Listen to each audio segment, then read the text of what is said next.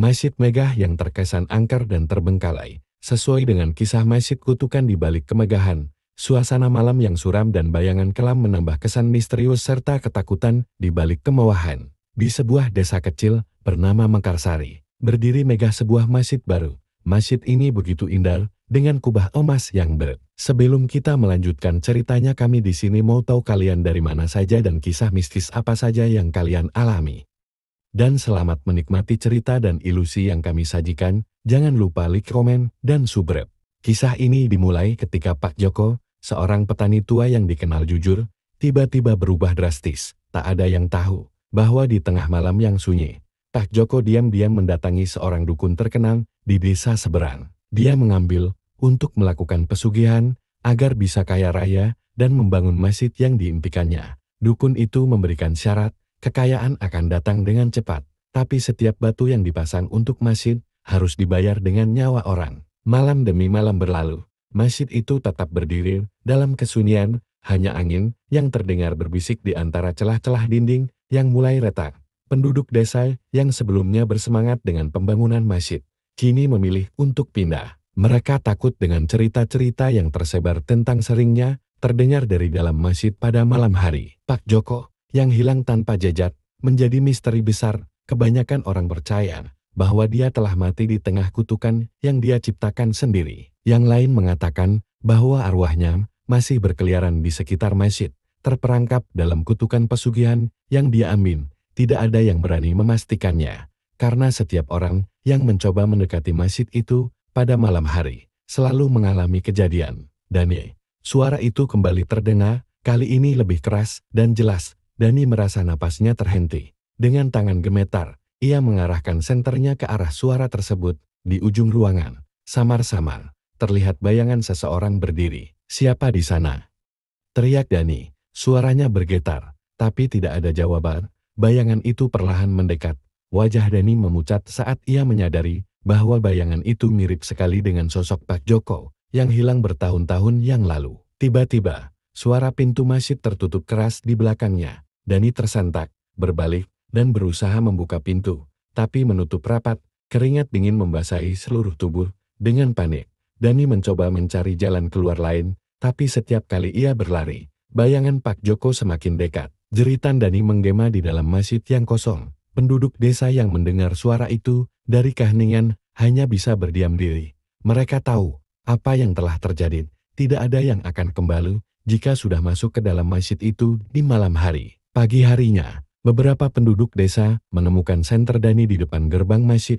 Namun, tidak ada tanda-tanda keberadaan pemuda itu. Mereka hanya bisa menenangkan kepala, sadar bahwa Dani adalah korban berikutnya dari kutukan masjid. Sejak saat itu, tidak ada lagi yang berani mendekati masjid, baik siang maupun malam. Masjid itu tetap berdiri megah, namun sepi dan penuh misteri. Setiap orang yang melihat pemandangan hanya bisa berbisik dalam hati, mengingat peringatan yang sudah mereka ketahui. Kekayaan yang datang dari jalan kotor selalu membawa kematian bagi mereka yang berakhir. Setelah hilangnya Dani, suasana desa Mekarsari semakin mencekam. Tidak hanya rumor kutukan yang semakin menyebar, tetapi juga ketakutan masyarakat akan nasib mereka sendiri. Setiap malam, mereka mendengar desahan angin yang membawa bisikan-bisikan aneh dari arah masjid. Kadang, samar-samar, berkata Dani terdengar lagi, seolah meminta pertolongan, tapi tak ada satu kata pun. Ketika ia melangkah lebih jauh ke dalam masjid, tiba-tiba lantai di hadapannya retak, dan dari celah itu muncul sosok Pak Joko yang dicetak dengan mata kosong. Wajahnya tampak penuh penderitaan, seolah-olah kedamaian terperangkap dalam siksa abadi. "Pak Joko," bisik Ustaz Rahman. Sosok Pak Joko mendekat, dan dalam suara parau, ia berkata, "Aku membayar masjid ini dengan nyawa keluargaku. Kutukan ini bukan hanya untukku, tapi untuk semua yang melangkah ke dalamnya." Ustaz Rahman menatap Pak Joko dengan belas kasihan. "Tuhan Maha Pengampun, Pak Joko, kutukan ini bisa berakhir jika Anda beradaptasi dan kembali kepadanya." Ia kemudian mulai membaca doa tobat dengan harapan bisa memerdekakan jiwa Pak Joko dari belenggu pesugihan. Namun, saat doa itu dipanjatkan, angin kencang tiba-tiba berhembus, lebih kuat dari sebelumnya. Bayangan-bayangan gelap yang selama ini menghuni masjid itu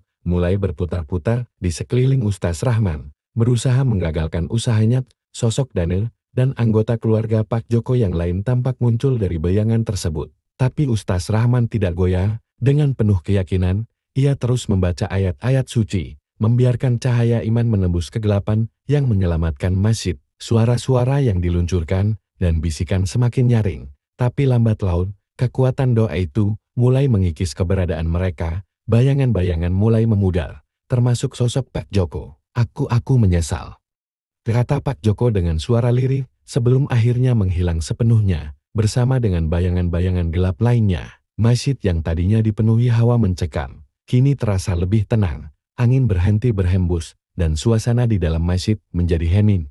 Tapi kali ini, hening yang damai. Ustaz Rahman menutup Al-Qur'annya dan mengucapkan terima kasih. Kutukan itu akhirnya patah, dia keluar dari masjid, disambut oleh penduduk desa yang penuh rasa takjub dan harapan baru.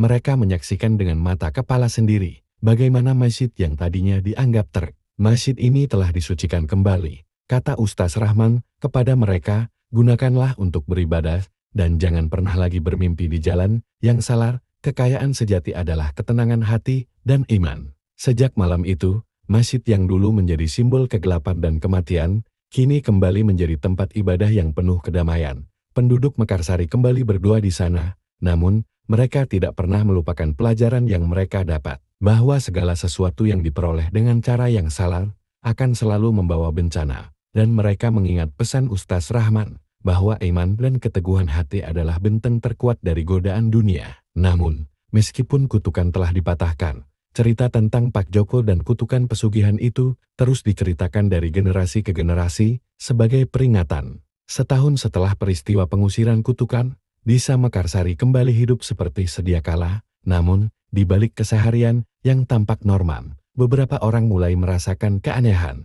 Beberapa kali, ketika azan subuh dikumandangkan, terdengar gema yang aneh, seolah ada suara lain yang mengikutinya. Suara itu seperti datang dari dunia lain, serak dan lirih, namun cukup jelas untuk didengar. Tidak hanya itu, beberapa penduduk mengaku bermimpi buruk tentang masjid. Dalam mimpi-mimpi itu, mereka melihat sosok-sosok bayangan gelap, berdiri di sudut-sudut masjid, seolah menunggu sesuatu.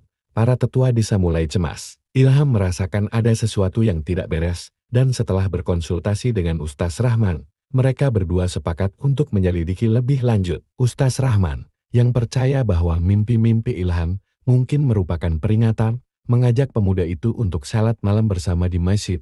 Mereka ingin mencari jawaban, apakah masih ada kekuatan. Malam itu, setelah salat Isya, Ustaz Rahman dan Ilham memasuki masjid. Suasana terasa tenang, namun ada keheningan yang tidak biasa. Mereka duduk di saf depan, memulai salat tahajud. Saat doa-doa mulai dilantunkan, suasana di dalam masjid terasa berubah. Udara yang tadinya hangat tiba-tiba menjadi dingin, dan Ustaz Rahman merasakan getaran di sekip. Saat selesai membaca doa, Ilham melihat sesuatu yang aneh. Dari arah belakang, samar-samar terlihat bayangan bergerak. Ia terdiam, tubuhnya mulai merinding. Ustaz Rahman juga merasakannya. Tanpa mengucapkan kata pun, mereka berdua berbalik. Di sana, di pojok belakang masjid, sosok Pak Joko muncul kembali. Namun kali ini wajahnya lebih penuh penderitaan dari sebelumnya. Namun, sosok itu tidak menjawab.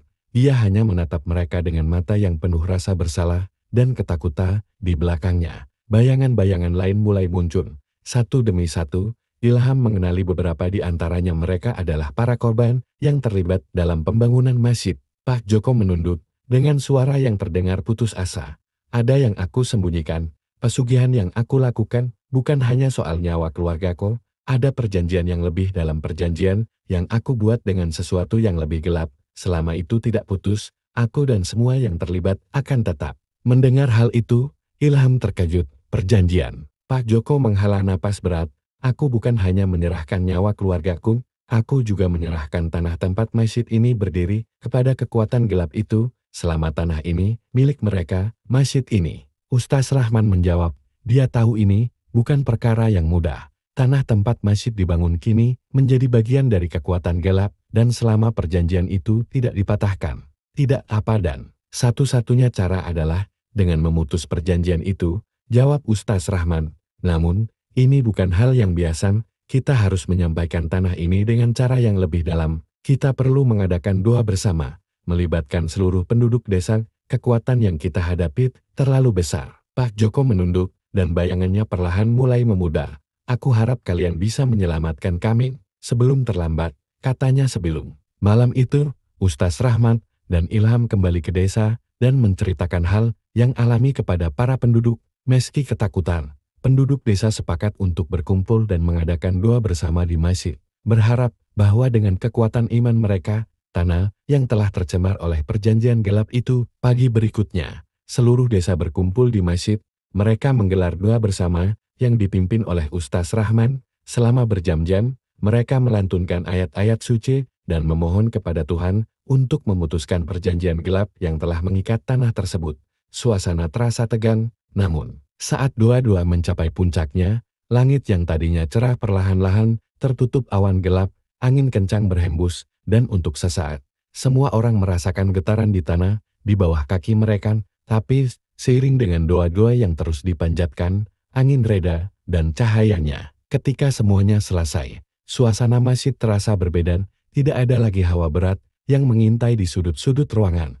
Penduduk desa tahu bahwa perjanjian itu akhirnya terputus dan masjid itu benar-benar telah bersih dari kekuatan hitam. Namun, kisah tentang Pak Joko dan pesugihan yang membawa kutukan itu akan selalu menjadi peringatan bagi mereka bahwa ketamakan dan godaan kekayaan instan tidak pernah berakhir dengan baik, dan kekuatan gelap selalu menuntut bayaran yang lebih besar.